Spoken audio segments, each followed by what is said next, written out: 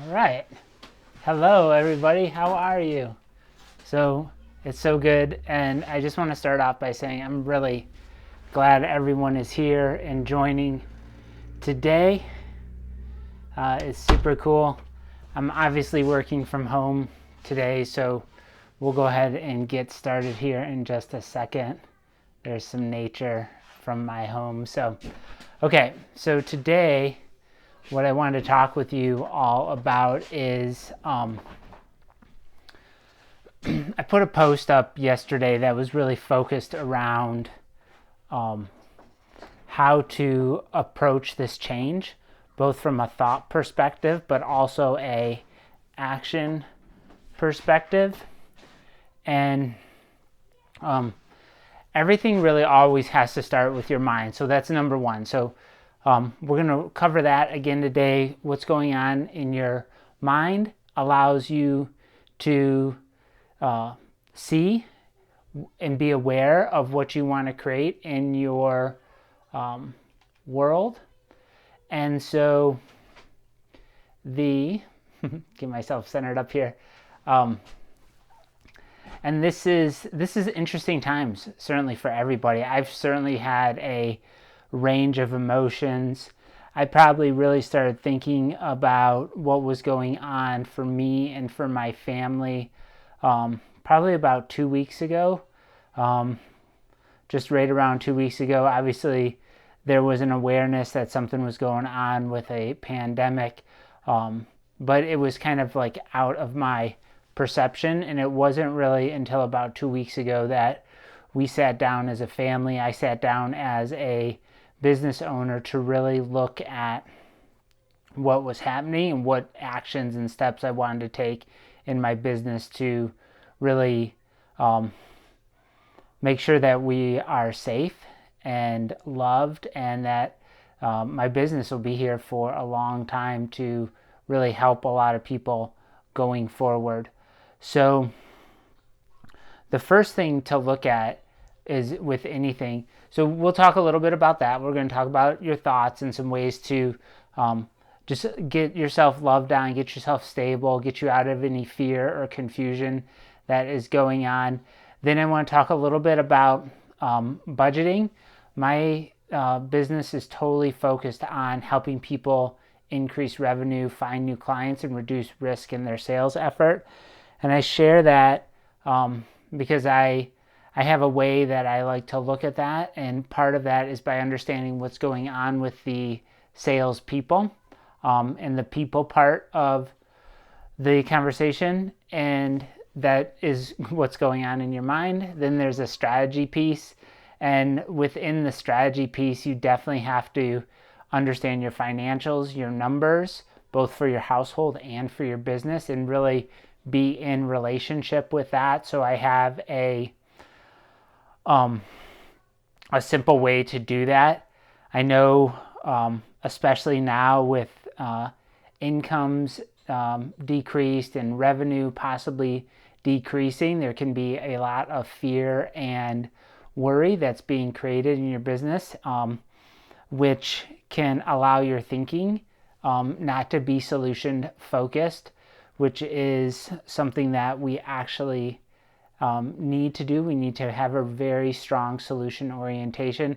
And then I'm going to be doing a lot of work sharing with you some ways to do remote sales. And so one of the things that I just thought I'd show you today is I'll just walk you kind of through my home office setup here, some things that I do to make my life a little bit easier. Let's see, there's some desk action, and we'll go over kind of like what's on the wall and what I got going on here and what that green card is back there, and talk about some of those things. So everything really starts with personal responsibility and thoughts and action.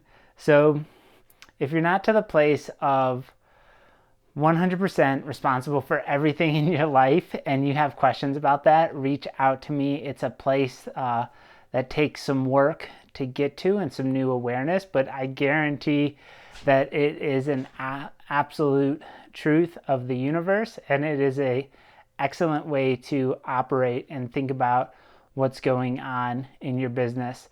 And so right now, it's very easy for us to go into blame and judgment with what's happening with the coronavirus and get focused on that and allow fear and self-doubt and shame and worry to really come into our lives and really foul up the garden of our mind with a bunch of weeds, and that make it confusing for us to understand what's going on. And so the best way to manage that is to shift from a mindset of fear and blame into a mindset of gratitude and opportunity, combined with a vision of what you want. Because where we're at right now is only temporary, and this is going to pass in one way or the other, and we're going to be on to a different reality at some point in our businesses and our lives. And we want to stay in gratitude and expectation for what we want, because that will allow us to see opportunities that we otherwise wouldn't be able to see if there was a lot of fear going on for us. And believe me that people need a lot of help right now. Like, there are so many people in need, and so much that we can do as business owners and entrepreneurs and workers and family members and brothers and sisters, mothers, fathers, wives, and husbands, to really show up and help people. And the truth of that is, you can absolutely, like, there's still money available. There's still lots of abundance out in the world. The shape and the form of it has changed, and things are in flux, so there's a lot of change, but there's an equal amount of abundance and availability for you. And I'm working from home right now, so there may be some interruptions that come in. And so the opportunity really is for us to get our thoughts and our psychology dialed in, so that we can see the opportunities to help with our unique skill set.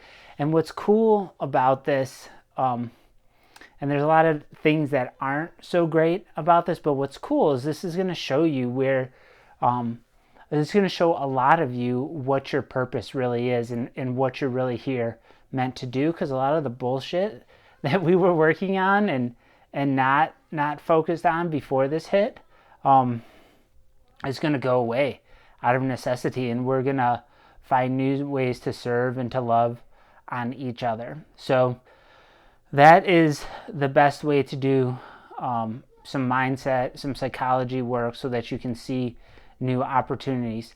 The other thing that you really want to do is you really want to, I think, from a, if we think of sales in your business through the lens of your sales people, your sales strategy, and your sales technology, what you really want to look at from a strategic standpoint is what's going on with your money. How much money are you bringing in?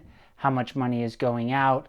What the difference is? How sustainable that is. So I just sketched up a little whiteboard here, and I'm going to throw this tripod up on my desk here, and I'll pull this up for you. And right now everything is an experiment, right? So there's the other cool thing is that there's lots of opportunities to experiment with new ways of serving people. And so let me grab this. I wrote this up, and this is really all you need to do. Whoop, I'll try to hold this up.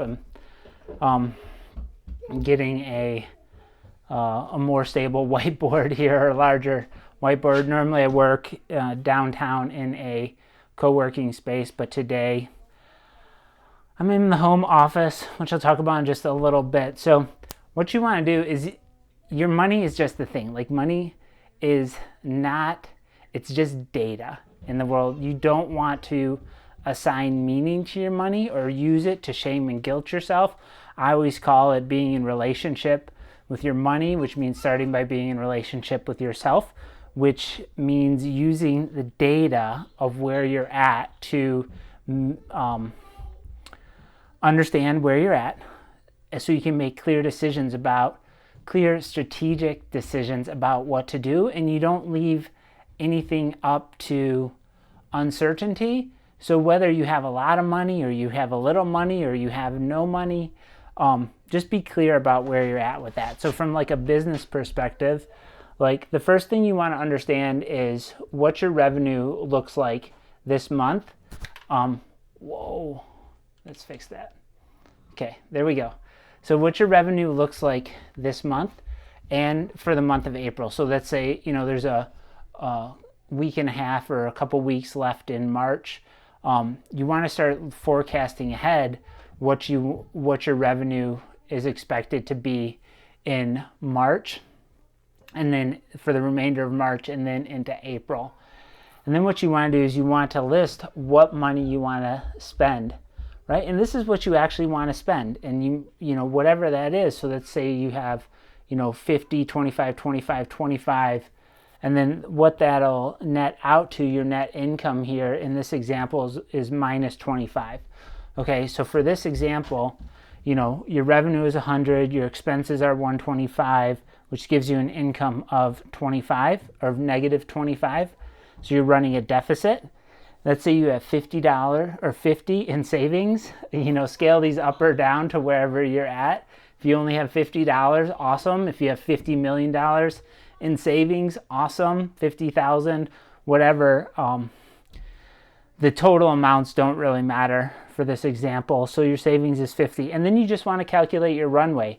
And all runway is how much money you currently have based on how much money is going out, considering you don't bring any more money in. So in our example, we have $50 of savings. We have 25 going out every month. And so our runway is 2 months. So in this example that I've put up here, you have a 2-month runway. So you have 2 months if this is your situation.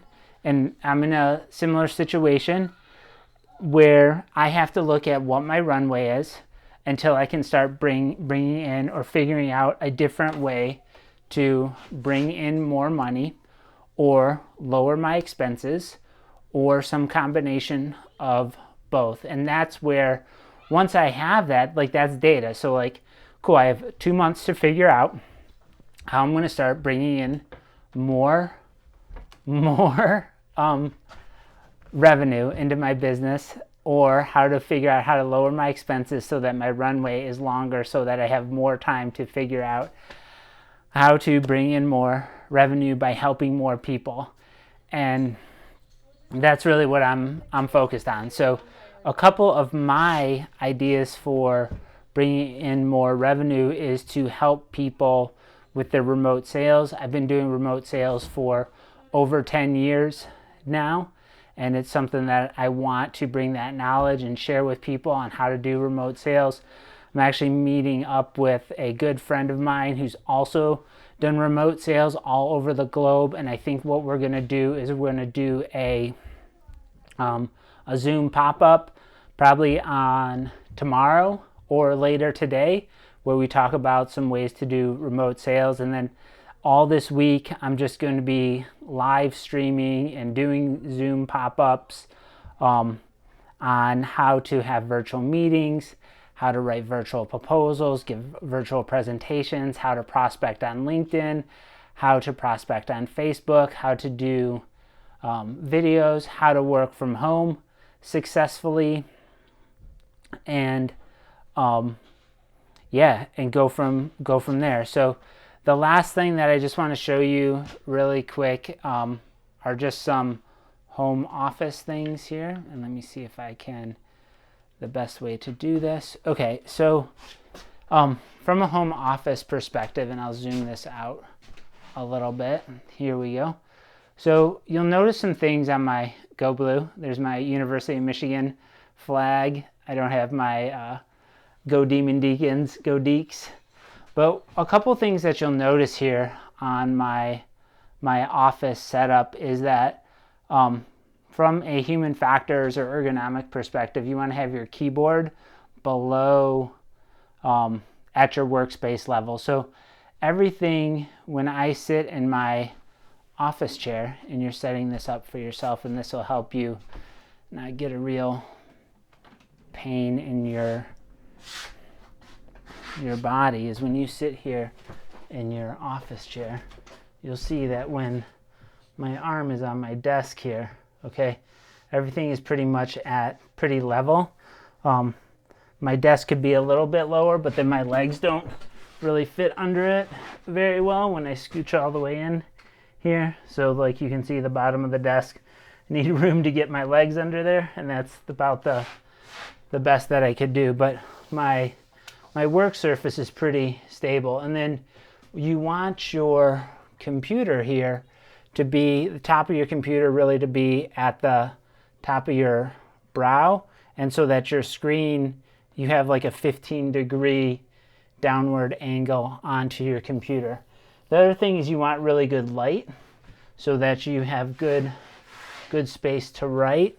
I work from home, so I have some noise canceling headphones that I like to use. The other thing you'll notice, I'm getting hung up here. The other thing that you'll notice is I have some plants and some good visual distraction. So when you are working, it's good to have some visual distraction, help keep your psychology in place. Plants are really good because it reminds you that the universe is abundant, that nature doesn't struggle, and that you're part of nature, and so nature continues to grow and flourish. One of the things right here is I have basically it's like a mini monthly vision board that comes under strategy in a sales ready organization and what's going on. Up here is some notes and some thoughts about how I want to call people, how I want to show up on my calls. And then over here on this wall is basically what I use for sales calls. So all sorts of notes for sales calls.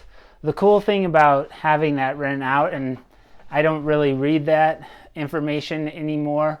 I've internalized a lot of that, but I've really thought about how to have conversations with people. And I think right now it's so important. The 3 key takeaways on conversations with people is to be clear about your intention. Okay. Be a human. Like right now more than ever in sales, you really, really want to be a human, and you really want to listen to what they're saying, and then just understanding that it's you're there to help. So that's some tips on that. So hopefully this was helpful. Like I said, I'm available. I just really, really love helping people.